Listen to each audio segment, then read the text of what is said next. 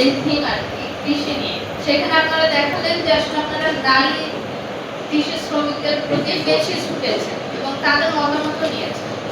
কিন্তু আপনারা এখানে এডুকেশনের যে বিষয়টা আছে, আপনারা খেয়াল করেছেন কিনা, আবার যে ভাইয়ারা আছে, আমি অনেক ছোট এখানকার সবার থেকে, আমি যে কয়টা চরে গিয়েছি এখন পর্যন্ত কোনো চরে কিন্তু কোনো মাধ্যমিক স্কুল নেই।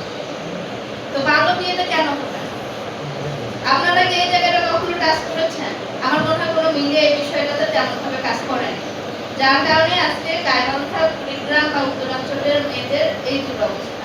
আমার মনে হয় যে এই জায়গাতে আপনারা যখন কৃষি নিয়ে কাজ করছেন, মেয়েদের অগ্রাধিকার যখন আপনারা সামনে তুলে ধরছেন, সেই ক্ষেত্রে আপনাকে অবশ্যই মাধ্যমিক স্কুলের কথাটাও আনতে হবে। আমরা যখন মানে শিক্ষা অফিসারদের সাথে কথা বলি, তারা বলে যে আসলে চরাঞ্চলে তো যে কোনো টাইমে নদী ভাঙন হয়, বন্যা হয়।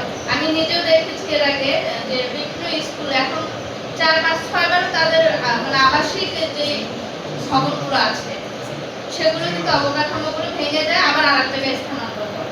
এজন্য তারা মাধ্যমিক স্কুলের ব্যবস্থা করে না। কিন্তু আসলে এটা জাস্ট একটা অজুহাত আমার মনে হয়। যদি প্রাথমিক স্কুল চলে তাহলে মাধ্যমিক স্কুল কেন চলবে?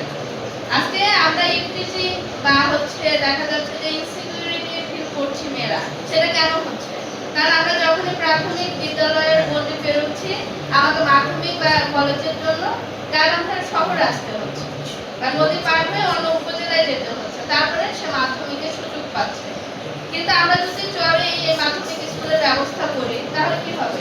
শিক্ষা ব্যবস্থাটাও দেখা গেল যে তার হাতের কাছে পেল, সেই সাথে তাদের যে বাল্যবিয়ের প্রবণতা সেটাও কিন্তু, কারণ আমরা যখন এই চর থেকে শহর কেন্দ্রিক আসি তখন কিন্তু একটা খরচেরও বিষয় থাকে, যে মেয়েটা আবার যাবে আসবে, সেখানেও কিন্তু আমার খরচের একটা বিষয় থাকে।